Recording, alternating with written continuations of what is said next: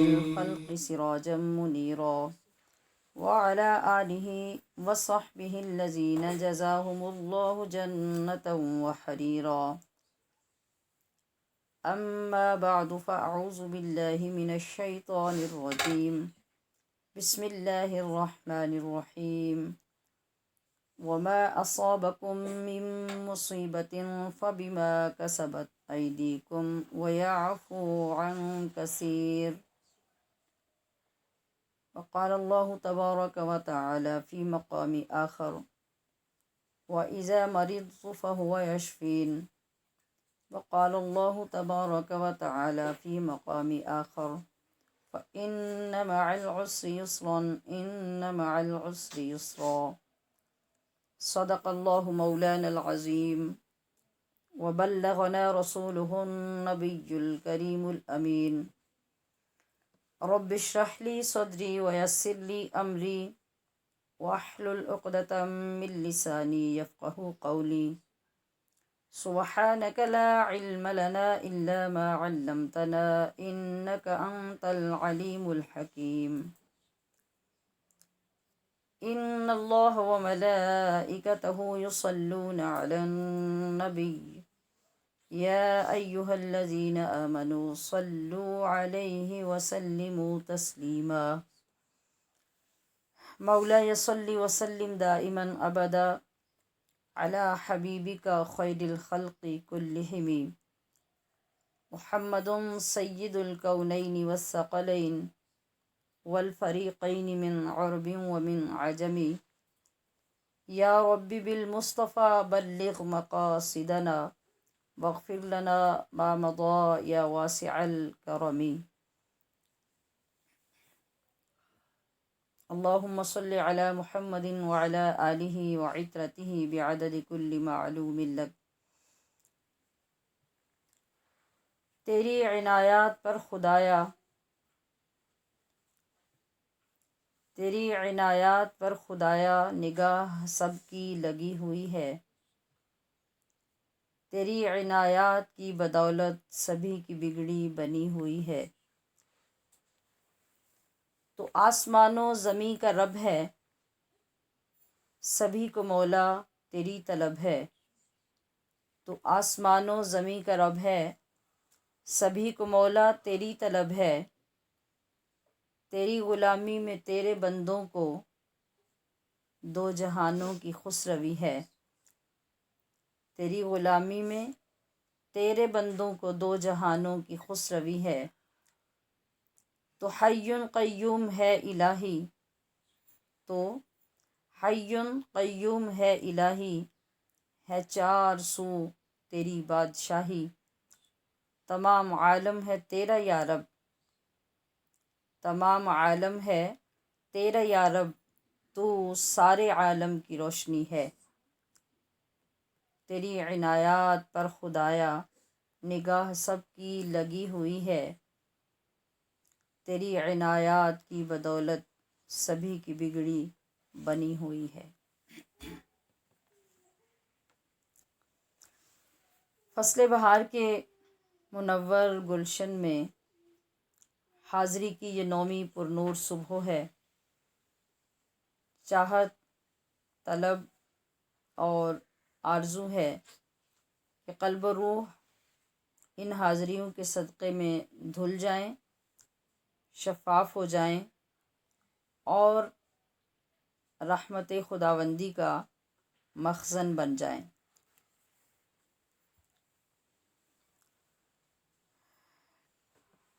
کل کی گفتگو میں ہم نے کچھ کرونا وائرس کے متعلق اظہار خیال کیا اور اس کے بارے میں کچھ آگاہی حاصل کی بالخصوص اس دوران اپنے کردار اور اپنی ذمہ داریوں کے متعلق آگاہی حاصل کرنے کی کوشش کی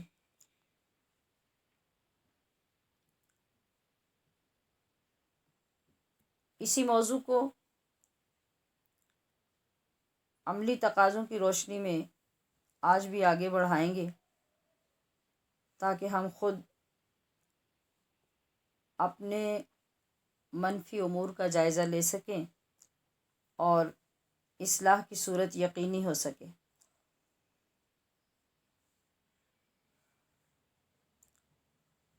اللہ رب العزت نے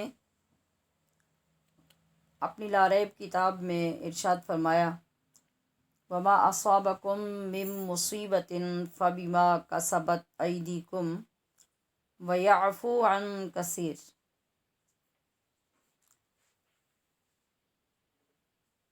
جو کچھ تمہیں مصیبت پہنچتی ہے بس وہ تمہاری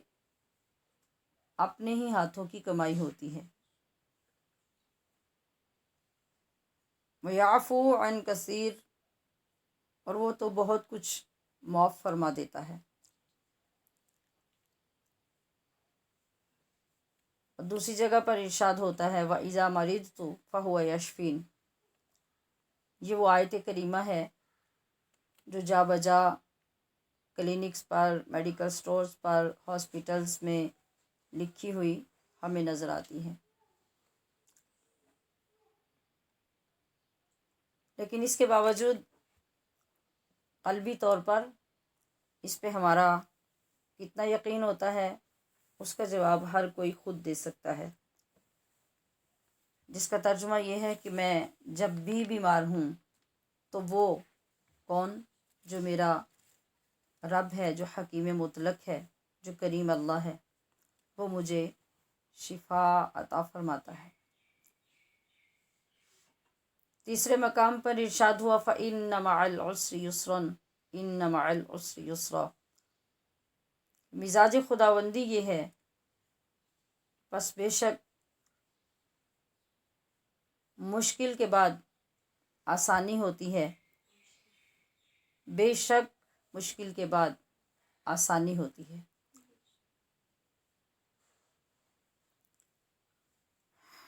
تو عزیزان گرامی قدر،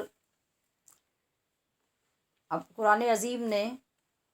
ہمیں متوجہ کر دیا کہ جب بھی ہمارے ارد گرد کچھ مصائب آئیں، آلام آئیں، تکالیف آئیں، بیماریاں آئیں، تو وہ سب ہمارا اپنا کیا دھرا ہوتا ہے۔ کسی نہ کسی طرح سے ہم اس میں انوالو ہوتے ہیں۔ ہمارے اعمال، ہمارے خیالات، ہمارے کردار، ہماری ناشکری، اللہ کی نافرمانی، جس کے نتیجے میں ہم تکالیف میں مبتلا ہوتے ہیں۔ یہ الگ بات ہے کہ ان تکالیف کو بھیج کر بھی اللہ کریم ہمارے اوپر رحمت ہی نازل فرماتا ہے۔ اس کی مختلف اوقات میں مختلف صورتیں ہوتی ہیں کہ بالآخر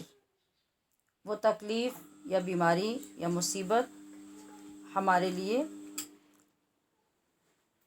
رحمت کا باعث، مغفرت کا باعث ہی بنتی ہے۔ اور یہ بھی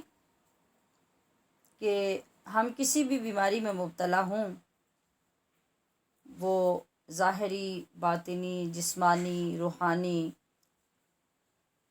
وہ کسی سبب سے ظاہر ہو یا بظاہر بغیر سبب کے،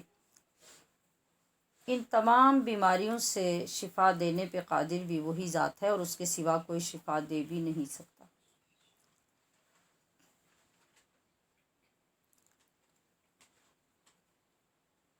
اور پھر یہ کہ ہماری ہر مشکل کے بعد آسانی کا وہ رب کریم ہم سے وعدہ فرما رہا ہے۔ تو کل جو بات ہماری چلی تھی وہ آئسولیشن کی بات چلی تھی۔ اس کا کیا مطلب ہے؟ علیحدگی اختیار کرنا، خلوت میں چلے جانا، تخلیہ اختیار کرنا، یا پھر گوشہ تنہائی اختیار کر لینا۔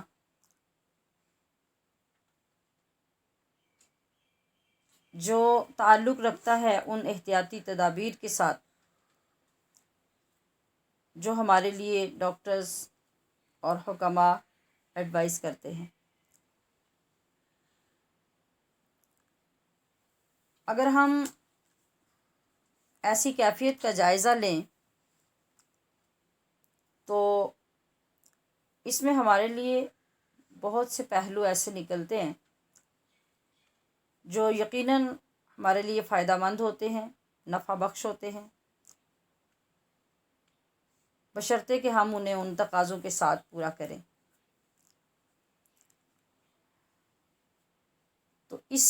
کا ثبوت، اس کی وجہ، اس کا فائدہ بالآخر ہمیں ہی پہنچتا ہے۔ جیسا کہ ہم نے اپنے ملک میں دیکھا کہ جب لاک ڈاؤن کا اعلان کیا گیا تو مختلف رد عمل ہمارے عوام کے سامنے آئے۔ پہلے لوگ بالکل سنجیدہ لینے کے لیے تیار نہیں تھے، بہر کیف اللہ تعالیٰ کی مہربانی سے اور جو اس کے نیگیٹو اثرات مرتب ہوئے اور جو واقعات ہوئے، جو حالات سامنے آئے، تو بالآخر عوام اس کے لیے تیار تو ہو گئے، اور کافی حد تک یہ صورتحال ابھی بھی دیکھنے میں آ رہی ہے کہ لوگ ان چیزوں سے اوائڈ کر رہے ہیں کہ لوگوں کا مجمع نہ ہو، رش نہ ہو، کراؤڈ نہ ہو، اور کسی حد تک مجبوراً بھی انہیں اس جگہ پہ روک دیا گیا کہ وہ اس کی خلاف ورزی نہ کریں۔ کہ جس چیز کو لے کر ہم نے آگے چلنا ہے وہ یہ کہ کل جو عرض کیا تھا کہ جب یہ سچویشن پیدا ہو گئی اور ہم لوگ ایک ایسی تکلیف، ایک ایسی بیماری جس کو اپنی آنکھوں سے دیکھ رہے ہیں، اس سے بچنے کے لیے ہم ہر چیز سے اوائڈ کر کے ایک طرف بیٹھے، تو یہ ایک ایسی خوفناک چیز تھی اور خوفناک چیز ہے جس کو دیکھ کر ہر شخص کانپ اٹھتا ہے۔ تو عملی طور پر ہم نے اس سے بچنے کے لیے کیا تدبیر کی یا کیا کام کیا؟ جب ہم نے یہ آیت کریمہ پڑھی اور اس سے قبل بھی پڑھتے ہیں کہ جب میں بیمار ہوں تو مجھے اللہ شفا دیتا ہے، اور جب بھی مصیبت میں ہوں تو میری مصیبت اللہ دور کرتا ہے، اور یہ کہ اگر کوئی مجھ پر مصیبت آئی ہے تو وہ میری اپنی غلطیوں کی وجہ سے آئی ہے۔ اس ساری باتوں کو جاننے کے باوجود، تسلیم کرنے کے باوجود، جب ہم خلوت میں گئے، علیحدگی میں، تنہائی میں، گوشہ تنہائی میں پہنچے، تو پھر ہم نے وہاں کیا کیا؟ کیا وہی جو ہمارے لیے کارآمد تھا یا وہ جو اس کے اگینسٹ تھا؟ تو عملی طور پر جس چیز کا مظاہرہ ہو رہا ہے ہمارے ماحول میں وہ وہی ہے جو بالکل تقاضوں کے خلاف ہے۔ تقاضا تو یہ تھا کہ اللہ کے حکم کے بغیر نہ کوئی بیماری آ سکتی ہے، نہ کوئی اس میں مبتلا ہو سکتا ہے، اور نہ ہی اللہ کے حکم کے بغیر کوئی اس سے شفا دے سکتا ہے۔ تو پھر ہم نے کیا کیا؟ کیا ہم نے اللہ کی طرف رجوع کیا؟ کیا ہم نے اللہ کو پکارا؟ اپنے اعمال پر ہم شرمندہ ہوئے؟ نہیں۔ یہاں کئی چیزیں جو سمجھنے والی ہیں۔ ایک تو یہ کہ کیا یہ دنیا میں پہلی مرتبہ ایسا ہوا کہ کرونا وائرس جیسی بیماری کا سامنا ہو رہا ہے؟ اگرچہ ہماری زندگیوں میں، ہمارے بڑوں کی زندگیوں میں ایسی سچویشن پہلی مرتبہ دیکھنے کو مل رہی ہے، مگر اس سے پیچھے تاریخ میں 8 سے 9 مرتبہ وبائی بیماریاں، جن میں پہلے زمانے میں زیادہ تر طاعون کی بیماری ہوتی تھی اور اس میں بچنے کے امکانات شاید ہی ہوتے تھے، وہ دنیا میں ظاہر ہوتی رہی، اور آقا علیہ الصلاۃ والسلام کے زمانہ اقدس میں بھی ایسا ہوا، آپ کے بعد صحابہ اکرام کے زمانوں میں بھی ایسا ہوا۔ تو کیا وہاں کوئی اس قسم کا عمل دیکھنے میں آیا؟ اس تاریخ میں ہمارے لیے کوئی ایسا ثبوت ہے؟ تو ہم یہ دیکھتے ہیں کہ نبی کریم صلی اللہ تعالی علیہ وسلم کہ دور اقدس میں جب طاعون کی بیماری آئی اور ایک شخص آپ کی بارگاہ اقدس میں بیعت کے لیے حاضر ہوا، تو ایک معروف طریقے کے مطابق بیعت ایسے ہی ہونی تھی کہ آپ کے دست اقدس میں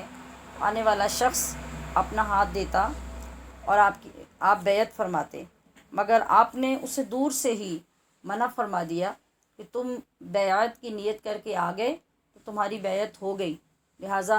اس حالت میں تمہیں یہاں بیٹھنے اور اندر آنے کی اجازت نہیں ہے، اور آپ نے اس کو وہیں سے واپس بھیج دیا۔ اسی وجہ سے کہ اس کے آنے سے، لوگوں کے اندر بیٹھنے سے باقی لوگوں کو تکلیف ہونے کا اندیشہ تھا۔ لیکن کیا اس کا یہ مطلب ہے کہ وہ جو بیماری اس شخص کو تھی وہی بیماری اس کے آنے سے دوسرے لوگوں کو اس سے لگے گی؟ اس کا مطلب یہ نہیں ہے۔ جس کو ثبوت ہمیں اس بات سے ملتا ہے کہ دوسری جگہ پر ایک شخص حضور صلی اللہ تعالی علیہ وسلم کی بارگاہ میں حاضر ہوتا ہے اور وہ متعدی بیماری کا ذکر کرتا ہے۔ آپ علیہ الصلوۃ والسلام فرماتے ہیں کہ کوئی بیماری متعدی نہیں ہوتی، یعنی بیماری سے بیماری نہیں لگتی۔ تو اس شخص نے عرض کی کہ یا رسول اللہ، میرا اونٹ اس اونٹ کے ساتھ بندھا ہوا تھا جس کو خارش کی بیماری ہے، تو اس کے پاس ہونے کی وجہ سے میرے اونٹ کو بھی خارش کی بیماری لگ گئی، جس کا مطلب یہ ہے کہ بیماری سے بیماری لگتی ہے۔ تو آپ علیہ الصلوۃ والسلام نے ارشاد فرمایا کہ وہ جو پہلا اونٹ ہے اس کو بیماری کہاں سے لگی؟ کیا مطلب ہے کہ کوئی بیماری اپنی مرضی سے کسی دوسرے کو نہیں لگ سکتی اور نہ ہی وہ اپنی مرضی سے مؤثر ہو سکتی ہے جب تک اللہ کریم نہ چاہے۔ اگر بغیر کسی اور بیمار کے ایک شخص کو یا ایک جانور کو رب کریم بیمار کر دیتا ہے یا بیماری اس کی طرف سے آ جاتی ہے، تو اسی طرح دوسرے کو، تیسرے کو، چوتھے کو بھی بیماری آ سکتی ہے۔ البتہ احتیاط اپنی جگہ پہ فرمائی گئی کہ احتیاط ضرور رکھی جائے، جس کا حکم خود آقا دو عالم صلی اللہ تعالی علیہ وسلم نے فرما دیا اس شخص کو اندر آنے سے روک کر۔ پھر حضرت سیدنا عمر فاروق رضی اللہ تعالی عنہ کا دور ہے اور حضرت ابو عبیدہ الجراح ملک شام میں محاذ پر ہیں، تو آپ نے ان کو جب بلوایا مدد کے لیے، ہیلپ کے لیے، تو حضرت عمر فاروق اپنا لشکر لے کر ملک شام میں حضرت ابو عبیدہ الجراح کے پاس پہنچ رہے تھے۔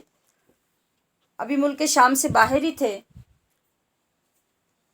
کہ حضرت ابو عبیدہ الجراح اپنے دوسرے آفیسرز کو لے کر آپ کے استقبال کے لیے باہر تشریف لائے، تو آپ نے اطلاع دی کہ ملک شام میں طاعون کی بیماری پھیل چکی ہے، تو اب آپ دیکھ لیجئے کہ کیا کرنا چاہیے۔ حضرت عمر فاروق رضی اللہ تعالی عنہ نے وہیں پر لشکر کو رکنے کا حکم دیا، سب لوگ وہاں رکے، تو آپ نے باری باری مختلف جو گروپ تھے ان کو طلب فرمایا، مثلا پہلے مہاجرین کو بلایا اور مشورہ کیا کہ ایسے میں ہمیں کیا کرنا چاہیے۔ مہاجرین کی دو رائے ہو گئیں، کچھ لوگ آگے جانے کے حامی تھے اور کچھ نہ جانے کے۔ پھر آپ نے انصار کو بلایا تو وہاں بھی یہی سچویشن پیدا ہو گئی، دو گروپ بن گئے۔ پھر آپ نے ان مجاہدین کو بلایا جو فتح مکہ کے دن حاضر تھے، جب اس گروپ کو بلایا تو ان سب نے یہی رائے دی کہ ہمیں آگے نہیں جانا چاہیے۔ تو جب تمام لوگوں کی رائے لے لی تو حضرت عمر فاروق رضی اللہ تعالی عنہ نے یہ فیصلہ فرمایا کہ ہم آگے ملک شام میں نہیں جائیں گے بلکہ ہم واپس جا رہے ہیں۔ آپ نے واپس چلنے کا اعلان فرما دیا، لشکر تیاری کرنے لگا، تو حضرت ابو عبیدہ الجراح فرماتے ہیں کہ آپ ایسا فیصلہ کیوں کر رہے ہیں؟ آپ کو یہ فیصلہ نہیں کرنا چاہیے کہ آپ اللہ کی تقدیر سے بھاگ رہے ہیں۔ تو حضرت عمر فاروق نے فرمایا کہ اے ابو عبیدہ تم جیسے آدمی سے ایسی بات کی توقع نہیں تھی، یعنی مطلب کہ جو مدبر بھی ہو، اتنا سینئر بھی ہو، تمام معاملات کو جانتا بھی ہو، پھر وہ ایسی بات کرے۔ تو آپ نے فرمایا کہ ہاں، ہم اللہ کی تقدیر سے فرار ہو کر اللہ کی تقدیر ہی کی طرف جا رہے ہیں۔ مطلب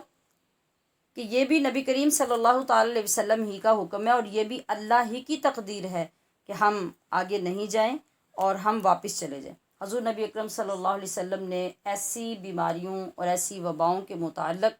یہ فرمایا کہ جو شخص ایسی حالت میں اگر کسی ملک میں، کسی شہر میں، کسی علاقے میں ہے کہ وہاں وبا پھوٹ پڑی، تو اس کے لیے حکم یہ ہے کہ وہ وہاں سے دوسری جگہ پر مت جائے، اور جو لوگ وہاں پہ نہیں ہیں، باہر ہیں، تو ان لوگوں کے لیے حکم یہ ہے کہ وہ اس علاقے میں نہ جائیں جہاں پہ وبا پھوٹ پڑی ہے۔ آج بھی یہی کرنے کی ضرورت ہے بھی اور تھی بھی،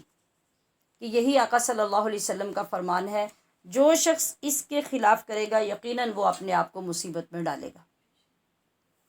اور بہت سارے مقامات پہ ہمارے آج دیکھنے کو یہ ملا کہ ایسا ہوا، اور پاکستان میں بھی اس کی وجہ سے ایسی نوبت آئی کہ جن لوگوں کو باہر سے نہیں آنا چاہیے تھا وہ آئے، اور پھر حالات جو ہیں وہ تبدیل ہونا شروع ہو گئے اور بیماری ملک کے اندر داخل ہو گئی۔ خیر، یہ تو ہم نے جانا کہ اس سے قبل بھی اگر ایسے حالات ہوئے تو آپ صلی اللہ تعالی علیہ وسلم کا حکم کیا تھا۔ اب ہم یہ دیکھتے ہیں کہ اللہ تبارک و تعالی جل شانہ نے جب یہ اس تکلیف اور اس مصیبت سے دوچار کیا تو اس کی وجہ کیا تھی، اور اس سے پیچھے والی امتوں کے ساتھ کیا ایسا ہوا تاریخ میں؟ تو ہم یہ دیکھتے ہیں کہ آل فرعون پر، بنی اسرائیل پر اللہ تبارک و تعالیٰ نے موسیٰ علیہ الصلوۃ والسلام کی نافرمانی اور اپنے حکم عدولی کی وجہ سے اللہ نے عذاب نازل کیے۔ اور وہ عذاب کیسے تھے؟ وہ عذاب جوؤں کا عذاب تھا۔ قرآن عظیم میں آپ نے پڑھا کہ اللہ تعالیٰ نے جوؤں کا عذاب نازل کیا، اور پورا ایک ہفتہ ہر چیز میں، لباس پہ، جسم پہ، بالوں میں، کھانے پینے والے برتنوں میں، ہر جگہ پہ جوئیں ہی جوئیں تھیں۔ پھر معافی مانگی گئی، ان لوگوں نے توبہ کی، حضرت موسیٰ علیہ السلام نے دعا فرمائی، وہ عذاب ٹل گیا، مگر جیسے ہی وہ عذاب ٹلا وہ لوگ پھر نافرمانیوں میں مبتلا ہو گئے۔ پھر اللہ رب العزت نے مینڈکوں کا عذاب نازل کیا۔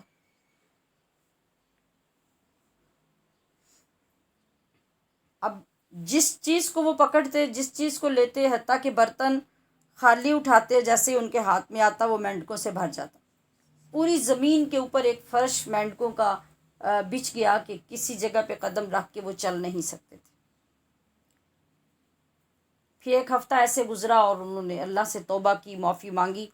حضرت موسیٰ علیہ السلام کی بارگاہ میں روتے ہوئے حاضر ہوئے، آپ نے اللہ سے دعا کی، وہ عذاب ٹلا۔ پھر تھوڑا وقت گزرا اور اس کے بعد وہ پھر اپنی بری عادات میں مبتلا ہو گئے، تو اب کہ اللہ رب العزت نے ان کے اوپر خون کا عذاب نازل کیا۔ اس کی حالت کیا ہوتی کہ جو برتن اٹھاتے اس برتن کے نیچے خون ہوتا، جو سیدھا برتن اٹھاتے وہ خون سے بھر جاتا، اگر وہ کوئی کسی چیز میں کھانا لیتے تو کھانا جس برتن میں ہوتا وہ برتن سارا خون سے بھر جاتا، نہ وہ کوئی چیز کھانے کے قابل رہے نہ پینے کے قابل رہے، ہر چیز خون بن جاتی۔ جب وہ بھوکوں سے مرنے لگے تو پھر انہوں نے یہاں تک جو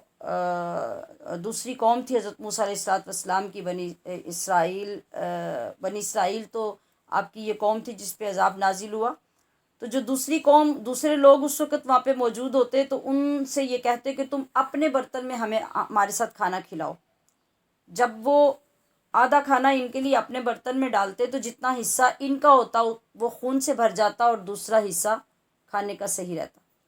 پھر بھی جب لاچار ہو گئے، کسی صورت میں بھی ان کا یہ چھٹکارا جب نہیں ہو رہا تھا، حتیٰ کہ انہوں نے کہا کہ پانی پینے کو ترس گئے، تم اپنے منہ میں پانی لے کر ہمارے منہ میں ڈالو، مگر جب ان کے منہ سے پانی ان کے منہ میں پہنچتا وہ خون بن جاتا۔ یہ اللہ ہے اور یہ اللہ کا عذاب ہے، جس میں کوئی انسان نہ اپنی طاقت سے اس کو دور کر سکتا ہے، نہ اپنے زور سے، نہ اپنی حکمت سے، نہ اپنی کسی پالیسی سے، کہ ہر چیز پہ اللہ کا عذاب جب آتا ہے تو وہ غالب آ جاتا ہے، کوئی اس کو ہٹا نہیں سکتا۔ بہت امپورٹنٹ بات یہ ہے کہ ان لوگوں پر جب یہ عذاب آئے تو وہ عذاب آئے جو دکھنے والے تھے۔ اس وقت ٹیکنالوجی نے اتنی ترقی نہیں کی تھی، وہاں حسی کام، دکھے جانے والے کام اور ایسے ہی گناہ ہوتے تھے۔ مطلب اگر کوئی گناہ کر رہا ہے تو کہیں نہ کہیں سے وہ پکڑا جاتا ہے، وہ دیکھا جاتا ہے، کہیں چل کے جا رہا ہے، کہیں چل کے آ رہا ہے، کسی کے گھر میں جا رہا ہے، کوئی برائی کر رہا ہے، تو وہ ساری برائیاں دیکھی جا سکتی تھی۔ تو پھر اللہ رب العزت نے جو عذاب نازل کیے وہ بھی وہ تھے جو دکھنے والے عذاب تھے،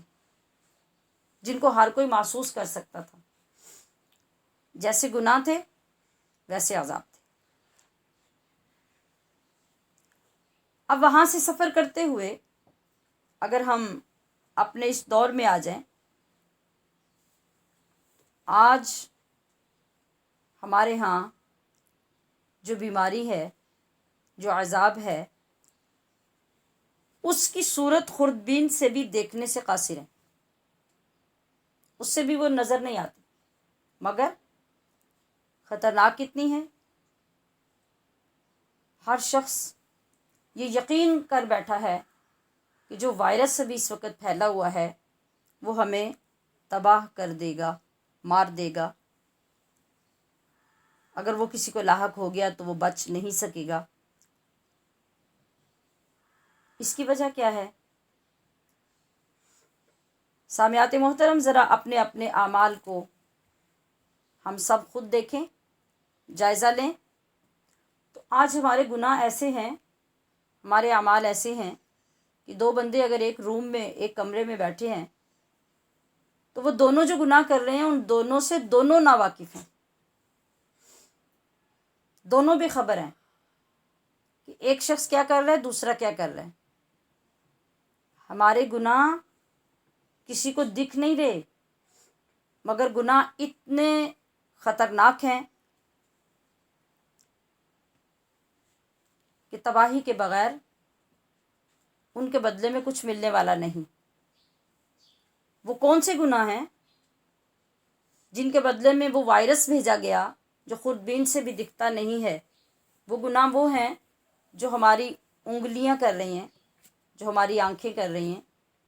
جو ہمارے دل کر رہے ہیں، اور لوگوں کے ارد گرد ہونے کے باوجود وہ کسی کو دکھتے نہیں، نظر نہیں آتے۔ میں نے عرض کیا کہ ایک روم میں اگر 2 یا 3 لوگ بھی بیٹھے ہوئے ہیں، ان کے اپنے اپنے ہاتھوں میں اپنی اپنی ڈیوائس ہے، اپنا اپنا موبائل ہے، اپنا اپنا لیپ ٹاپ ہے۔ بظاہر وہ اگر مصروف ہیں تو دوسرے کو یہ باور کروایا جا رہا ہے کہ آپ کوئی اپنا ضروری ورک کر رہے ہیں، آپ کوئی اپنا کام کر رہے ہیں، نیٹ پہ کام کر رہے ہیں، یا کوئی جو بھی آپ سے ریلیٹڈ کام ہے آپ اس میں مصروف ہیں، لیکن آپ کیا کر رہے ہوتے ہیں؟ آپ ان انگلیوں کو استعمال کر کے زبان سے بولے بغیر جو میسیجنگ کر رہے ہوتے ہیں، جو وہ حرام اور غلط کام کر رہے ہوتے ہیں، اس کا آپ کو اور آپ کے اللہ کے سوا کسی کو پتہ نہیں ہے۔ آپ آنکھوں سے جو گندی فلمیں دیکھ رہے ہوتے ہیں اور جو گندی تصاویر دیکھ رہے ہوتے ہیں، وہ آپ کی آنکھوں کو اور اللہ کے سوا کسی اور کو اس کی خبر نہیں ہے۔ تو جب آپ نے گناہ اس انداز سے کرنے شروع کیے اور اتنی مقدار میں کرنے شروع کر دیے کہ ان کا کنٹرول کرنا ناممکن ہو گیا، تو اللہ کریم نے پھر جو عذاب، جو بیماری بھیجی، وہ بھی وہی بھیجی جو نہ دیکھی جانے والی تھی۔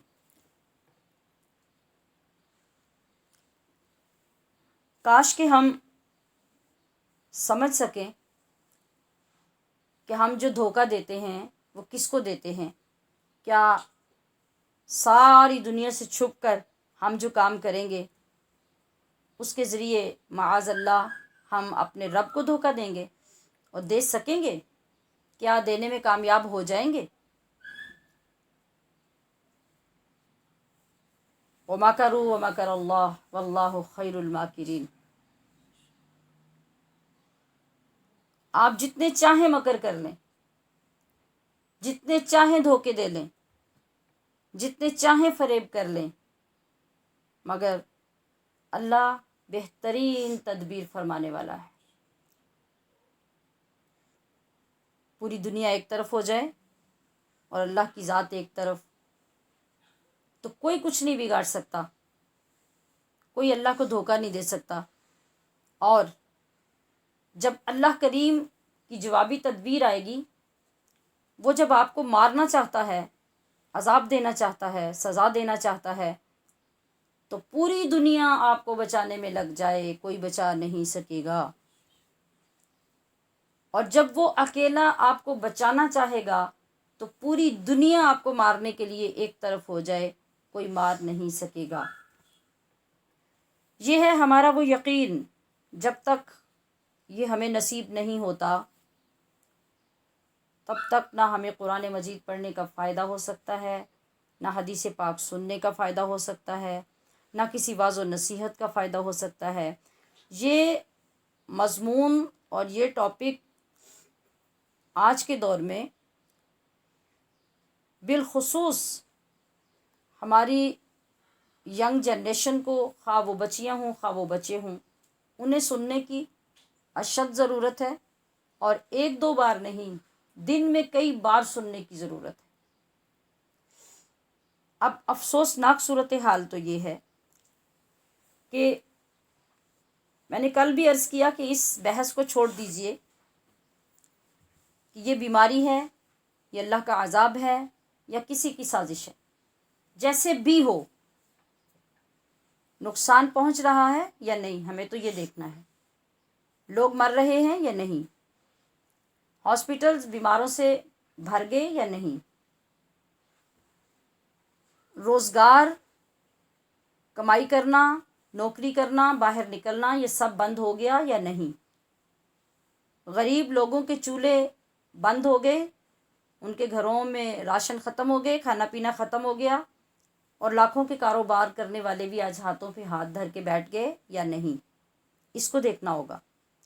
تو یہ سب چیزیں ہمیں نظر آ رہی ہیں۔ جب پہلا زمانہ تھا تو ان لوگوں نے عذاب سے بچنے کے لیے ہیلے کیے، بہانے کیے، کوشش کی، جس طریقے سے ہوا توبہ کی، اور پھر اس کا نتیجہ یہ نکلا کہ ان کی توبہ اور ان کے نبی کی دعا سے اللہ نے عذاب دور کر دیا۔ اب آپ کو اگرچہ عذاب نظر نہیں آ رہا، مگر یقین ہو چکا ہے کہ یہ تباہ کن ہے اور تباہ کر رہا ہے، چند دنوں میں بندے کو میلٹ کر کے وہ قبر تک پہنچا دیتا ہے۔ تو پھر اب ہمیں کیا کرنا چاہیے تھا؟ ہمیں وہ جو وقت دیا اللہ کریم نے، دیکھیے وہ دور جو تھا جیسے طاعون کا دور تھا، اور اس میں کیا ہوتا تھا کہ ایک پھنسی بندے کے جسم پہ نکلتی تھی اور وہ پورے جسم پہ فوراً پھیل جاتی، اور بعض اوقات اس کی تیزی اتنی ہوتی، جیسے ابھی میں نے ذکر کیا حضرت ابو عبیدہ بن الجراح کا۔ آپ کی ہمت، آپ کی طاقت، آپ کی جوانمردی کا عالم یہ تھا کہ جنگ کے دوران ان کے سگے باپ جب ایمان نہیں لائے، باپ کافر تھا، جب ایمان نہیں لایا تو جنگ میں جب آمنے سامنے آ گئے تو انہوں نے تلوار کا وار کر کے اپنے باپ کو قتل کر دیا۔ بعد میں صحابہ اکرام نے پوچھا کہ آپ نے اپنے باپ کو قتل کر دیا؟ کہا کہ نہیں، میں نے باپ کو قتل نہیں کیا، میں نے محمد الرسول اللہ کے دشمن کا سر قلم کیا۔ اتنے بہادر۔ اور جب طاعون کی تکلیف پھیلی، وہ جو ملک شام میں نے پہلے بھی ذکر کیا، تو آپ گھر سے مسجد کے لیے نکلے نماز کے لیے، تو آپ کو ایک پھنسی ظاہر ہوئی جسم پر، تو تیزی اتنی تھی اس کے پھیلنے کی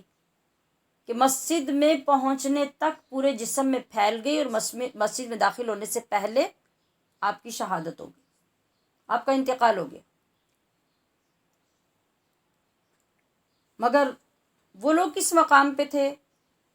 ان کے درجات کیا تھے، ان کی شان کیا تھی. تو آج جو ہمارے حالات ہیں، اللہ پاک ہمیں کتنا وقت دے رہا ہے. توبہ کر لیجئے، اس کے بارگاہ میں آ جائیے، جھک جائیے، اور اس موقع کو غنیمت جان کر اس سے فائدہ حاصل کر لیجئے. تو ہمارے گھروں میں بچیاں، ہمارے گھروں میں نوجوان، جو ہمارے بچے زیر تعلیم تھے، وہ جب گھروں میں بیٹھ گئے، جو ہمارے مرد حضرات اللہ ماشاء اللہ گھروں میں بیٹھے ہیں، تو گھر کے ماحول کیا ہو چکے ہیں. جو اکثر خواتین آ کر بتاتی ہیں کہ سارا سارا دن جوان لڑکے یا گھروں میں سو رہے ہیں، یا پھر وہ گیمز کھیل رہے ہیں، یا لوڈو کھیل رہے ہیں، یا اور کوئی گیمز لے کے بیٹھے ہیں، یا پھر سارا سارا دن ٹی وی دیکھ رہے ہیں، اور ہمارے دماغوں کے اوپر یہ سوار ہو چکا. بجائے اس کے کہ ہم اپنے رب کی طرف متوجہ ہوتے، ہم پلان کرتے. جس وقت عام دنوں میں کسی بزنس مین کو، یا کسی اسٹوڈنٹ کو، یا کسی ٹیچر پروفیسر کو کہا جائے عبادت کے لیے، قرآن عظیم کی تلاوت کے لیے، تو جواب ہوتا ہے کہ ہماری مصروفیات ہی اتنی ہوتی ہیں کہ ہمیں اس کا وقت ہی نہیں ملتا. بزنس مین سارا دن اپنے بزنس میں باہر کام کر رہا ہے، اس کے پاس یہ عذر ہے. پڑھانے والے جو ہیں وہ اپنے سبجیکٹس پڑھا رہے ہیں، ان کو مطالعہ کر رہے ہیں، ان کو دیکھ رہے ہیں، ہوم ورک چیک کر رہے ہیں، ٹائم نہیں ہے. مگر اب کیا ہے، اب تو اللہ نے کھلا ٹائم دے دیا.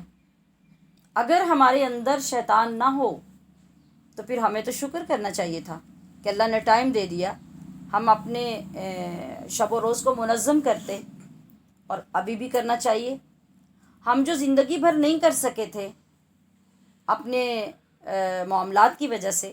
اب اللہ پاک نے ہمیں فارغ کیا، تو ہم اسی بہانے سے توبہ بھی کرتے،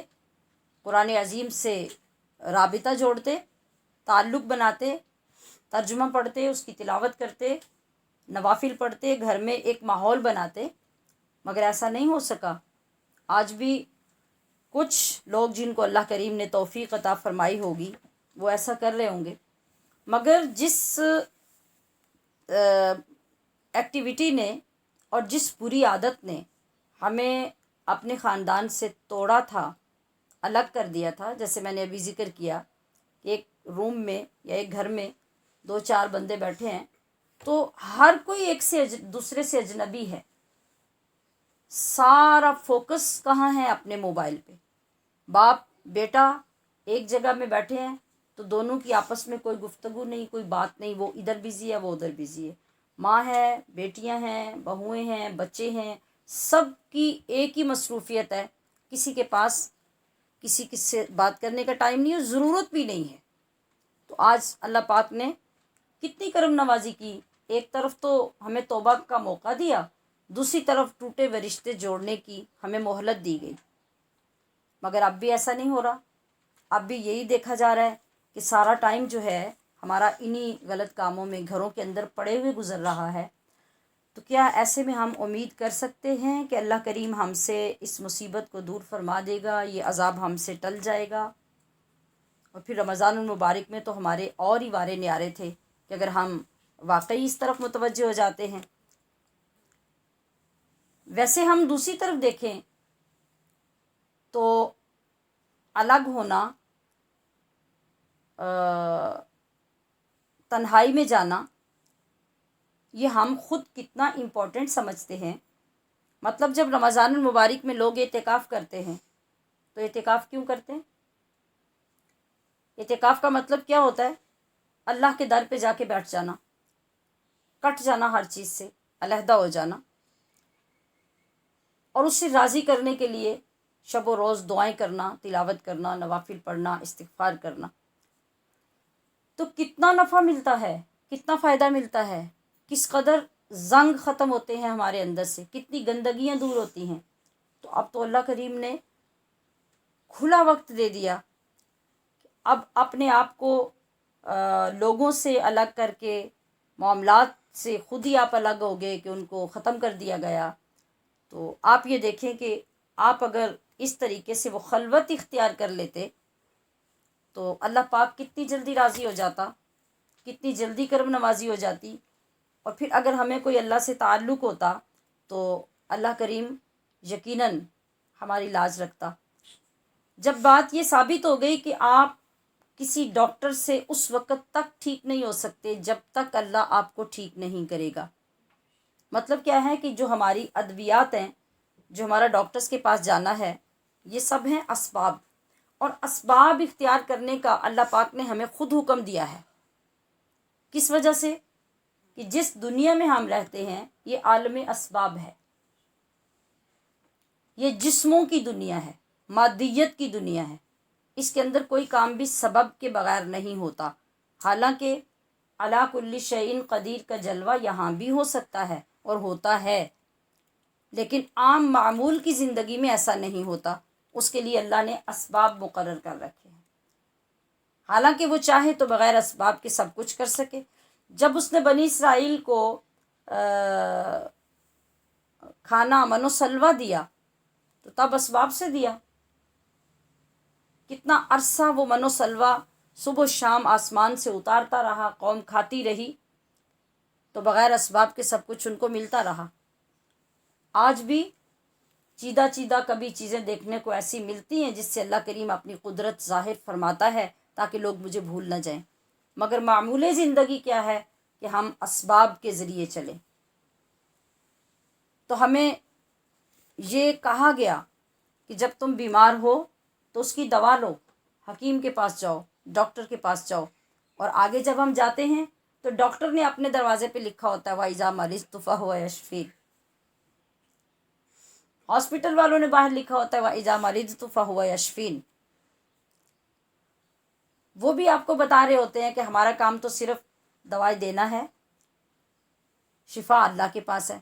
شفا من جانب اللہ، یہ بھی پرچیوں کے اوپر ڈاکٹرز حکمان نے لکھا ہوتا ہے۔ اور ہمارے لیے بھی یہ ضروری ہے کہ ہمارا جو ایمان ہے وہ یہی ہو کہ جس کے لیے میں نے فیس دی ہے، جس کے لیے میں نے اتنی رقم دی ہے، جس آپریشن کے لیے میں نے لاکھوں روپیہ جمع کروایا ہے، شفا مجھے اس سے نہیں ملنی۔ یہ اسباب تھے جو اللہ نے ہمارے لیے بنائے۔ اصل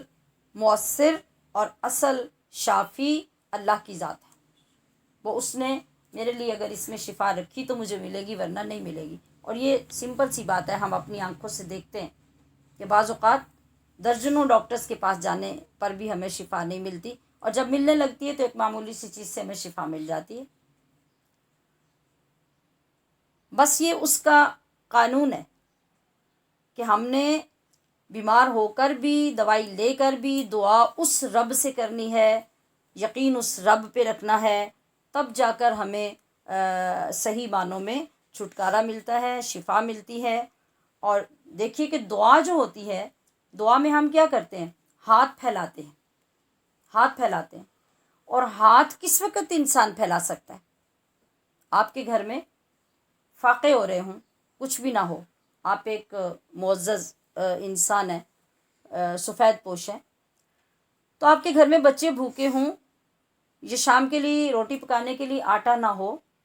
تو کیا یہ بہت آسان ہے کہ آپ باہر نکل کے گلی میں کھڑے ہو جائیں گے اور یوں ہاتھ پھیلا لیں گے کہ مجھے کچھ دے جاؤ، میرے گھر میں آٹا نہیں ہے، مجھے آٹا خریدنا ہے، مجھے سبزی خریدنی ہے، تو گزرنے والے کے سامنے آپ یوں ہاتھ کر دیں کہ مجھے کچھ پیسوں کی ضرورت ہے، دے جو؟ پاسبل ہے؟ آپ ایسا کر سکتے ہیں؟ نہیں، پیشہ ور انسان کے سوا ایسا کوئی نہیں کر سکتا۔ ہاتھ پھیلانا اتنا مشکل ہے۔ کیوں؟ ہاتھ پھیلانے کے لیے مکمل عاجزی چاہیے، اور جب عاجزی آ جائے گی تو آپ کا ہاتھ بھر دیا جائے گا۔ تو رب ذوالجلال ہمارا خالق و مالک و رب ہے، رب العالمین ہے، اس سے دعا کی جائے گی تو وہ عطا فرمائے گا، اور دعا کے لیے عاجزی انتہا کی چاہیے، تب ہاتھ پھیلے گا۔ جب ہاتھ پھیلے گا اور رب دیکھ لے گا کہ میرے بندے نے اپنی عاجزی دکھا دی، تو رب ہماری جھولیاں بھر دے گا، وہ ہمیں عطا فرما دے گا۔ یعنی کیا مطلب ہے؟ کہ ہماری جو دعا ہے وہ کمال بندگی ہے،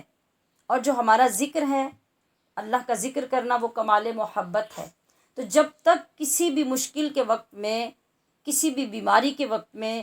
کسی وبا کے وقت میں، کسی مصیبت کے وقت میں ہمارے اندر کمال محبت اور کمال بندگی جمع نہیں ہوتے، تب تک اللہ پاک ہمیں سرخرو نہیں فرماتا، خاص طور پہ ان مواقع پہ جب ہمارے اپنے گناہوں کی وجہ سے مصائب آئے ہوتے ہیں۔ تو پتہ کیا چلا کہ خود بختی کا راستہ اللہ کی بارگاہ میں دعا ہے، کامیابی کا راستہ اس کی بارگاہ میں دعا ہے، صحت کا راستہ اس کی بارگاہ میں دعا ہے، نجات کا راستہ اس کی بارگاہ میں دعا ہے، اور یاد الہی کا راستہ بھی دعا کے ذریعے ہے۔ تو جب تک ہمیں یہ نصیب نہیں ہوگا ہم ایسے مصائب سے نہیں نکلیں گے، اور جب ادھر سے ہم کوشش کریں گے، یہ تو کنفرم ہے کہ ہماری دعائیں اس بارگاہ کے مطابق کہاں ہو سکتی ہیں، لیکن جو اللہ نے فرمایا ہے ہم جب وہ کرنے میں کامیاب ہو جائیں گے، ہم اس پہ عمل پیرا اللہ کی ذات کو نظر آئیں گے، تو بس وہ تو وہی دیکھے گا کہ میرے بندے نے میرے کہے پر عمل کیا،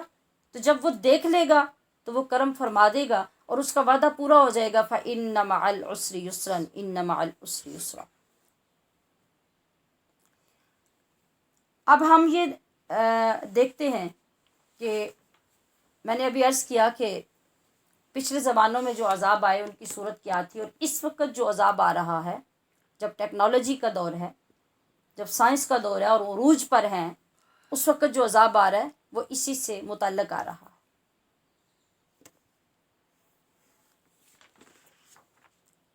تو اس کے پیچھے میں نے کیا عرض کیا کہ یہ جو ہماری تنہائیاں ہیں، جو ہماری تنہائیوں کے گناہ ہیں، جو نہ دکھنے والے گناہ ہیں، ان پر عذاب بھی نہ دکھنے والا آیا، تو یہ اللہ کریم ہمیں خبردار کر رہا ہے کہ آج سنبھل جاؤ، کیونکہ مصطفیٰ کریم صلی اللہ تعالی علیہ وسلم نے ارشاد فرمایا کہ ایک شخص جب قیامت کے میدان میں آئے گا تو وہاں پہنچنے پر دنیا میں پہاڑوں سے زیادہ اس کے پاس نیکیاں ہوں گی جن کے ساتھ وہ وہاں آئے گا، مگر وہ سب نیکیاں برباد ہو جائیں گی، ان میں سے کچھ اس کے لیے باقی نہیں رہے گا۔ کب؟ جب حساب و کتاب ہوگا، تو کون سی چیز ہوگی جو اس کی ان تمام نیکیوں کو، جو پہاڑوں سے بڑی ہوں گی، برباد کر دے گا؟ وہ اس کی وہ تنہائیاں ہوں گی جن تنہائیوں میں اس نے اللہ کی حدود کا مذاق اڑا کر ان کو برباد کر دیا تھا، اور وہ وہی ہوگا کہ تنہائی میں وہ یہ سمجھتا رہے گا کہ میں جو کر رہا ہوں اس کا کسی کو پتہ نہیں ہے، کوئی بھی نہیں جانتا، میں بالکل اکیلا ہوں، میں جو کر رہا ہوں بس اس کا مجھے پتہ ہے۔ وہ اللہ تعالیٰ کی وہ حدود تھیں جن سے اس نے منع کیا تھا، بے حیائی، برائی، فحاشی، نظروں کی حرام کاری، ہاتھوں کی حرام کاری جو وہ کر رہا تھا، تو اب اس کا عذاب اس سے جا کے آخرت میں ملا کہ وہ بالکل کنگال ہو گیا، خالی ہاتھ ہو گیا، کچھ بھی باقی نہ بچا۔ آج ہمارے پاس بہت اہم وقت ہے اور بہت سنہرا وقت ہے، گولڈن چانس ہے کہ ہم اس رب کے آگے جھک جائیں، توبہ کر لیں، اور اس خلوت سے ہم فائدہ حاصل کر لیں اور اللہ کا قرب حاصل کرنے کی کوشش کریں۔ دیکھیے کہ جب بھی پیچھے تاریخ میں اگر ایسا ہوا یا اللہ والوں کے اوپر ایسا وقت آیا کہ جب وہ کٹ کر رہ گئے اور تخلیہ ہوا، خلوت ہوئی، تو انہوں نے اس کو کس طرح گزارا؟ آپ نے مشہور کلمہ سن رکھا ہے، دنیا مصیبت میں، پریشانی میں ایک کلمہ پڑتی ہے، اس کو آیت کریمہ کہا جاتا ہے عام زبان میں، اور وہ الفاظ کیا ہیں؟ لا الہ الا انت سبحانک انی کنت من الظالمین۔ لفظوں پہ غور کیجئے، انی کنت من الظالمین، اپنے ظالم ہونے کا اقرار کیا، مانا، سرنڈر کر دیا، تسلیم کر لیا، تو پھر اللہ تبارک و تعالیٰ نے کیا انعام دیا اس کا؟ میں پورا واقعہ تو اتنے مختصر وقت میں نہیں سنا سکتی، یہ تو سب کو معلوم ہے کہ حضرت یونس علیہ السلام 40 دن مچھلی کے پیٹ میں رہے، بس اتنی بات ہی آگے کر لیتے ہیں، قرآن عظیم میں اس کا مکمل تفصیلی واقعہ موجود ہے۔ آپ جب بستی نینوا میں اللہ کی طرف سے مقرر ہوئے ان کو تبلیغ کرنے کے لیے، تو ایک عرصے تک آپ تبلیغ کرتے رہے، مگر وہ لوگ ماننے کو نہیں آتے تھے۔ آخرکار اللہ تبارک و تعالیٰ نے آگ، بجلی اور سخت گرج چمک والے بادل اس بستی کے اوپر مسلط کیے۔ جب انہوں نے آتے ہوئے دیکھا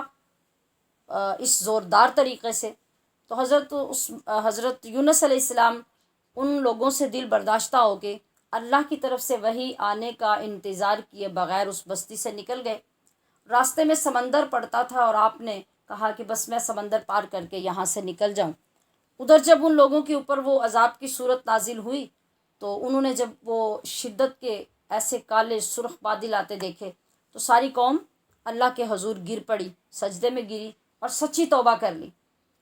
ادھر حضرت یونس علیہ السلام نکل گئے، ادھر ان لوگوں نے سچی توبہ جب اتنے گناہوں کے باوجود کر لی، اور پورا ہفتہ اسی طرح سے اللہ کے حضور گڑ گڑاتے رہے، روتے رہے، تڑپتے رہے، دعائیں کرتے رہے، اللہ کریم نے اس عذاب کو اٹھا لیا۔ وہ بادل آسمانوں سے ہی اللہ نے واپس کر لیے۔ اتنے گناہوں کے باوجود جب وہ قوم دیکھ کر عذاب کو اللہ کے دربار میں گرتی ہے، تو اللہ اس قوم کو بھی بچا لیتا ہے۔ حالانکہ وہ تو ایک اجتماعی ایسا گناہ تھا جس سے کوئی بھی خارج نہیں تھا، اور یہاں تو پھر ابھی جو صورتحال ہے وہ ایسی نہیں ہے کہ 100% لوگ جو ہیں وہ سب کے سب انوالو ہوں۔ ابھی تو بہت سے لوگ ہمارے اندر پرہیزگار ہیں، متقی ہیں، اللہ کے مقرب ہیں، اور کچھ لوگ ایسے ہیں جو اس غلط کام میں مبتلا ہیں، ایک مخصوص تعداد ہے۔ تو وہاں اللہ نے پھر بھی ان کو معاف کر دیا۔ ادھر جب یونس علیہ السلام کشتی میں بیٹھے دریا پار کرنے کے لیے، تو درمیان میں پہنچ کر کشتی رک گئی، اور مختصر یہ کہ جب قرعہ اندازی کی گئی کہ کون بندہ ایسا ہے جس کی وجہ سے کشتی رک گئی اور کشتی ڈوبنے لگی، تو فیصلہ ہوا کہ قرعہ اندازی کی جائے اور جس بندے کا نام آتا ہے اس کو کشتی سے اتار کے ڈال دیا جائے سمندر میں۔ تو جب قرعہ اندازی کی گئی تو یونس علیہ السلام کا نام نکلا۔ اللہ کے نبی ہیں، ذرا سوچئے، غور کیجئے۔ دوسری بار پھر یونس علیہ السلام کا نام، تیسری بار پھر یونس علیہ السلام کا نام۔ یونس علیہ السلام نے کہا کہ ہاں، مجھے سمجھ آ گئی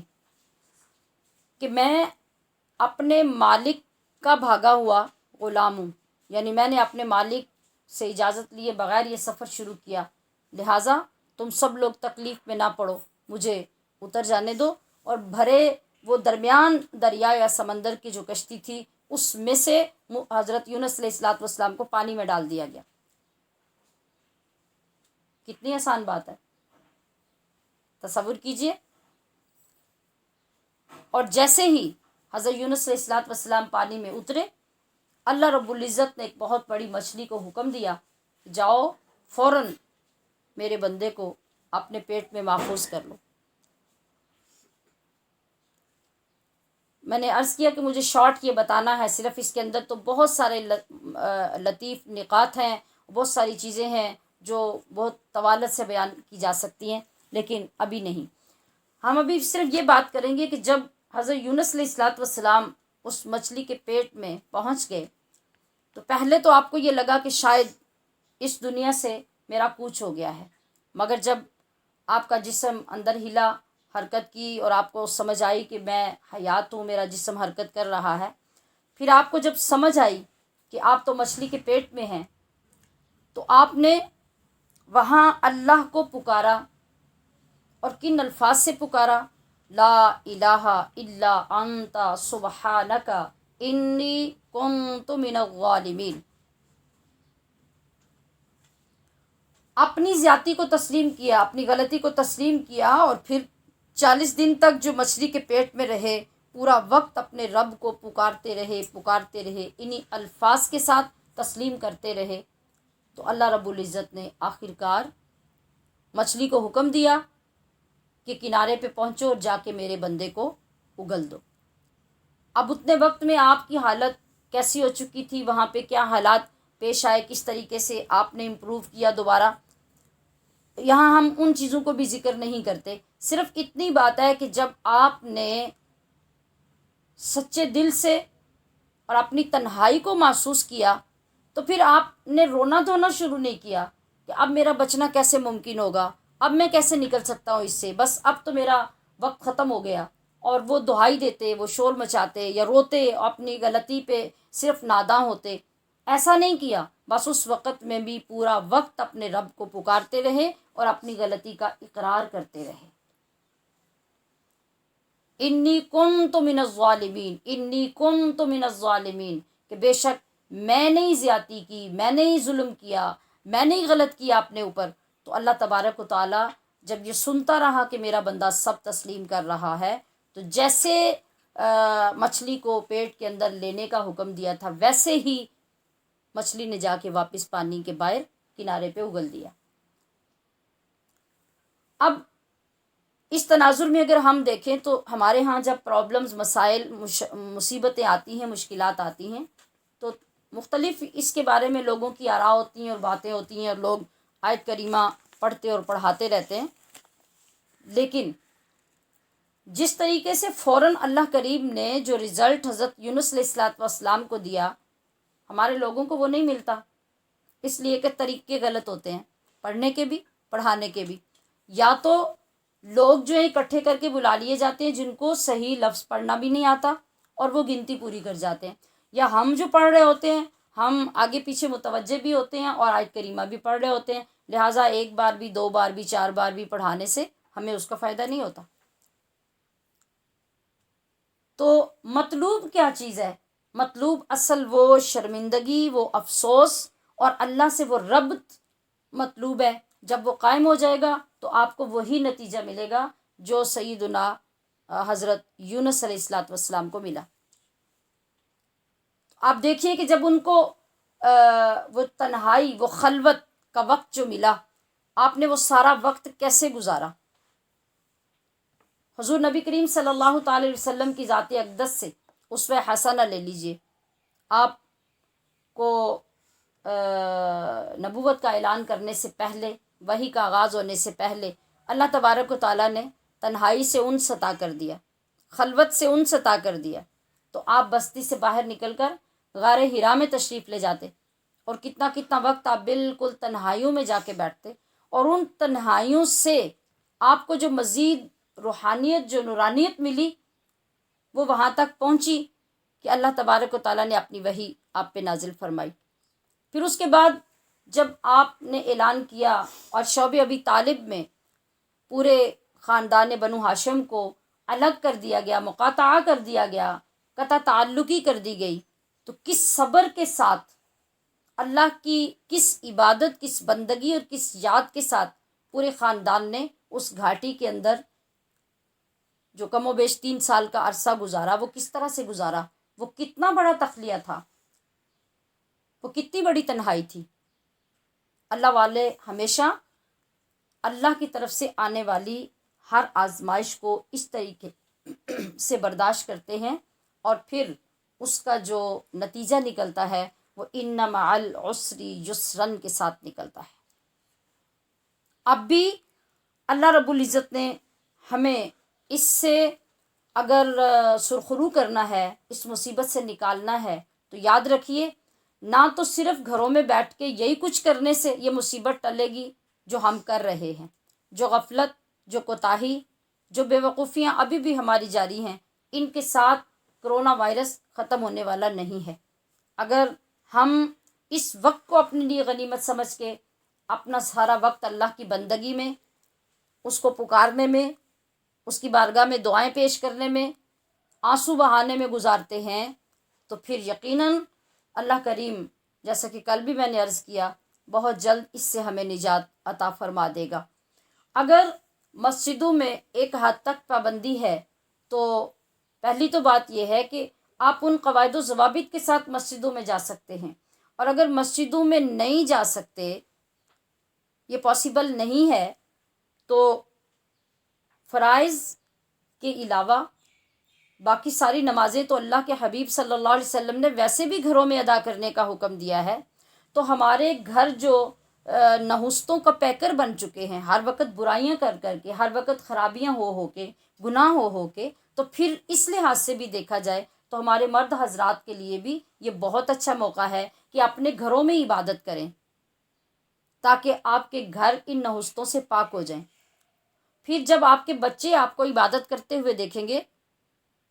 کہ ہمارے باپ اور بھائی بھی عبادت کرتے ہیں، ان کو بھی نمازیں پڑھنی آتی ہیں، اور جب آپ ان کے سامنے گھروں میں نماز پڑھ کے سجدے دیں گے، عبادت کریں گے، ہاتھ اٹھا کے دعا کریں گے، تو آپ کے بچے بھی آپ کو دیکھ کے عبادت کی طرف آئیں گے۔ آپ کے خواتین بھی آپ کے گھر میں ہونے کی وجہ سے اور آپ کے عبادت کرنے کی وجہ سے دیکھ کر عبادت کی طرف آئیں گی، اور گھروں کے اندر جو مصیبت ہے اور جو نحوست ہے وہ آپ کی اس عبادت کی وجہ سے دور ہو جائے گی، پھر بھی آپ کے لیے کوئی مشکل بات نہیں ہے۔ اور میں خواتین کی خدمت میں عرض کروں گی توجہ حاصل کرنے کے لیے کہ دیکھیے ان مع العسر یسرا کا جو ظہور آپ کے لیے ہو رہا ہے، ہم اس سے قبل بھی جب رمضان المبارک میں درس کے دوران، اصلاحی گفتگو کے دوران بات کرتے تھے تو اس کے خلاف بات ہوتی تھی کہ موبائل میں بے تحاشا بچیوں کی انوالومنٹ کی وجہ سے ہمارا معاشرہ، ہمارے گھر، ہمارے ماحول جو خراب ہو رہے ہیں، اور ہماری نوجوان بچیوں کی توجہ جو دین کی طرف نہیں ہوتی، صرف اس وجہ سے کہ ان کے ذہن آزاد نہیں ہوتے کہ وہ نیکی کی طرف مائل ہوں۔ اور دوسری خرابی جو ہمارے عقائد اور ہمارے دین میں پیدا ہو گئی ہے اس انٹرنیٹ کی وجہ سے، موبائلز کی وجہ سے، فیس بک اور یوٹیوب کی وجہ سے،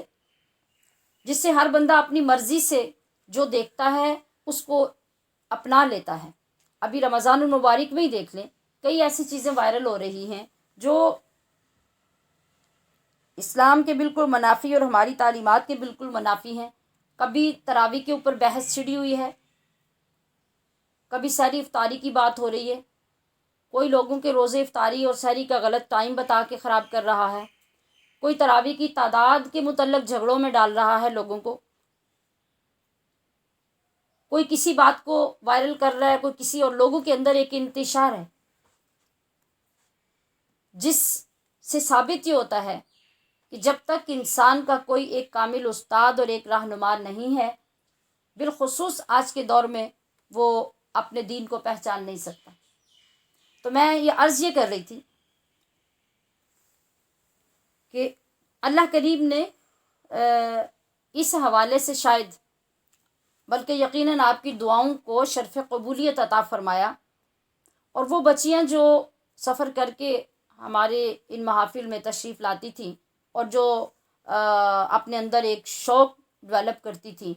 تو الحمدللہ اللہ نے آج دیکھیے کہ ان کے لیے کس طرح موقع فراہم کیا۔ آپ کے اوپر ایک مشکل تھی، اور جو وابستہ خواتین اور طالبات تھیں پچھلے کئی دنوں سے انتہائی پریشانی کا اظہار کر رہی تھی، میسیجز آ رہے تھے، رابطے ہو رہے تھے، پیغامات آ رہے تھے کہ کیا ہوگا، ہمارا رمضان شریف کیسے گزرے گا، ہماری محافل کیسے ہوں گی، اس کے بغیر تو ہمارا رمضان شریف گزرتا نہیں۔ ذکر کے پاک یہ کتنی بڑی نعمت اللہ نے آپ کو عطا فرمائی کہ آپ اس کے اتنے عادی ہو گئے کہ آپ رو رہے تھے، آپ پریشان تھے، اور کچھ خواتین واقعی میں رو رہی تھی کہ رمضان شریف میں تو ہمیں ایک عرصے سے عادت پڑ گئی تھی، جب تک اللہ اور اس کے حبیب کا ذکر سننے کے لیے نہیں آتے تھے تو روزہ گزارنا مشکل ہو جاتا تھا۔ آپ دیکھیے کہ ممکن ہے کہ یہاں سب کا اخلاص نہ ہو، کچھ ہی لوگوں کا اخلاص ہو، محبت ہو، درد ہو، تو اس کو آپ نے شدت سے محسوس کیا، اور وہ جو آپ کو ایک مشکل نظر آ رہی تھی اور مشکل سر پہ پڑی تھی کہ اب ہمارے لیے رمضان کی رونقیں ختم ہو گئیں، اللہ کا ذکر نہیں سنا جائے گا، اصلاح کی باتیں نہیں سنی جائیں گی، اور اپنی تربیت کا بندوبست نہیں کیا جائے گا، تو ذرا ایک لمحے کے لیے توقف کیجئے، سوچئے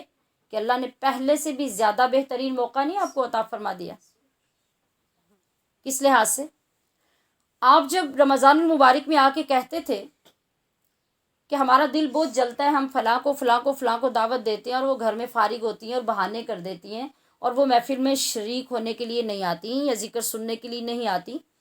تو اب کیا ہوا؟ اب اللہ کریم نے وہ آپ کی ساری دعائیں قبول کیں اور اس مشکل میں ڈال کر آپ کو ایک درد دیا، آپ نے جب اس درد کو محسوس کیا، اس تکلیف کے ساتھ اپنے رب کو پکارا کہ یا اللہ یہ ہمارا نقصان ہونے جا رہا ہے، تو اللہ کریم نے ایسا انتظام آپ کا فرما دیا کہ آپ گھروں میں بیٹھے ہیں، اب آپ خود بھی آسانی سے بیٹھ کر اللہ اور اس کے حبیب کا ذکر اور اپنے دین کی تربیت لے رہے ہیں، تعلیم حاصل کر رہے ہیں، اور آپ کی وجہ سے بیرون ممالک میں اور ملک میں دور دراز تک، آپ کے رشتہ داروں تک اور ان لوگوں تک جو روزانہ کی بیس پہ سفر کر کے نہیں آ سکتے تھے، اللہ رب العزت نے ان تک پیغام حق پہنچانے کا بندوبست اسی موبائل کے ذریعے سے کر دیا۔ تو نتیجہ کیا نکلا؟ جب آپ نیکی چاہتے ہیں تو اللہ کریم ان ذرائع سے آپ کی نیکی کا انتظام کر دیتا ہے جو آپ کی وہاں سوچ بھی نہیں پہنچ سکتی۔ دوسری طرف یہ ثبوت ہمیں مل گیا کہ ہم جب خود نیک ہوتے ہیں تو ہم ہر چیز کے ذریعے سے نیکی کا راستہ نکال لیتے ہیں، اور اس بات کا بھی پروف مل گیا کہ کوئی چیز جب ایجاد کی جاتی ہے، کوئی نئی ٹیکنالوجی جب آتی ہے تو وہ بری نہیں ہوتی، برے ہم ہوتے ہیں، اور وہ اچھی نہیں ہوتی، اچھے ہم ہوتے ہیں۔ وہ تو ایک مشینری ہوتی ہے، برائی اور اچھائی ہمارے اندر ہوتی ہے، ہم اس کو برا چلاتے ہیں تو وہ بری چلتی ہے، ہم اس کو اچھا چلاتے ہیں تو وہ اچھی چلتی ہے۔ تو الحمدللہ حمدن کثیرہ کہ اس رب ذوالجلال نے ہمارے لیے اس کے ذریعے سے ہدایت کا راستہ کشادہ فرمایا اور آپ کو نیک کام کے لیے منتخب کیا۔ اب آپ ہی کے ذریعے سے وہاں تک دین کی بات پہنچ رہی ہے جہاں تک آپ سوچ بھی نہیں سکتے تھے۔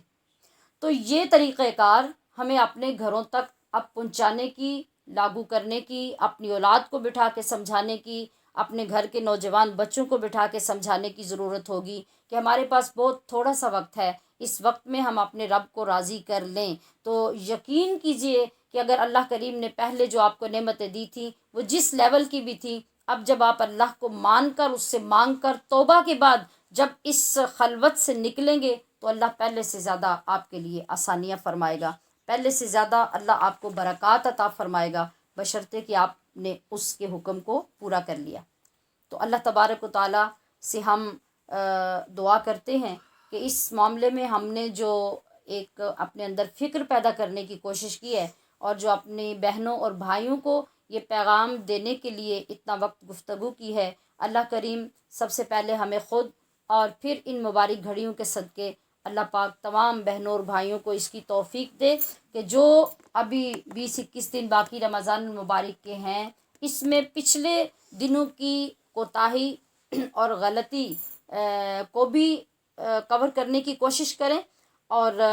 اپنا ایک معمول بنا لیں، ایک روٹین بنا لیں۔ اگر 24 گھنٹے میں آپ کا کوئی کام نہیں ہے تو آپ کم از کم 2 پارے تو روزانہ کی تلاوت کر سکتے ہیں، اور اگر اتنا بھی نہیں کر سکتے تو 1 پارہ ہی روزانہ کا تلاوت قرآن پاک کا کر لیں، کچھ ترجمہ پڑھ لیں، کچھ اوراد و وظائف کر لیں، استغفار کی چلتے پھرتے کثرت کر لیں، اور مؤثر وظیفہ جو ہے یہ کہ آپ یہی آیت کریمہ 300 مرتبہ روزانہ کا اس نیت سے پڑھنا شروع کر دیں کہ اے اللہ اس وبا کو، اس وائرس کو ہم سے دور کر کے ہمیں اس سے نجات عطا فرما۔ کون سی تسبیح پڑھنی ہے؟ لا الہ الا انت سبحانک انی کنت من الظالمین۔ اور حضرت امام شافعی رحمۃ اللہ علیہ فرماتے ہیں کہ وباؤں کے زمانے میں نے، کس نے؟ حضرت امام شافعی رحمۃ اللہ علیہ نے، آپ فرماتے ہیں کہ وباؤں کے زمانے میں نے اللہ کی تسبیح سے بڑھ کر اور کوئی علاج نہیں پایا۔ جب بھی کوئی وبا پھیلے، کوئی ایسی بیماری پھوٹ پڑے تو زیادہ سے زیادہ اللہ کی تسبیح کریں، اللہ کی حمد کریں، اس کی تعریف کریں، اس کو اپنا اٹھتے بیٹھتے لیٹتے جاگتے وظیفہ بنا لیں، اللہ کریم جلد آپ کو اس سے چھٹکارا عطا فرما دے گا۔ اللہ تعالی ہمیں بھی اس وبا سے محفوظ فرما کر پورے عالم کو اس سے محفوظ کرے، اور اللہ پاک ہمیں اپنا قرب اور اپنی بارگاہ میں توبہ کی توفیق عطا فرمائے۔ یہ بات اب ذہن نشین فرما لیجئے کہ آج 9 رمضان المبارک ہے، تو کل انشاءاللہ العزیز خاتون جنت، خاتون قیامت، سیدہ طیبہ فاطمۃ الزہرا سلام اللہ تعالی علیہا کی والدہ مقدسہ حضرت طیبہ طاہرہ خدیجۃ الکبریٰ رضی اللہ تعالی عنہا کا یوم وفات ہے، اور اسی طرح جیسے سیدہ فاطمۃ الزہرا کے لیے اہتمام کیا، آپ اپنی تلاوتیں، اپنی عبادتیں، اپنے نوافل، اوراد و وظائف یہ کل تک کے لیے جمع فرمائیے، اور پھر اسی طریقے سے ان کے ایصال ثواب کا انشاءاللہ اہتمام کریں گے۔ وما علیہ الا البلاغ المبین۔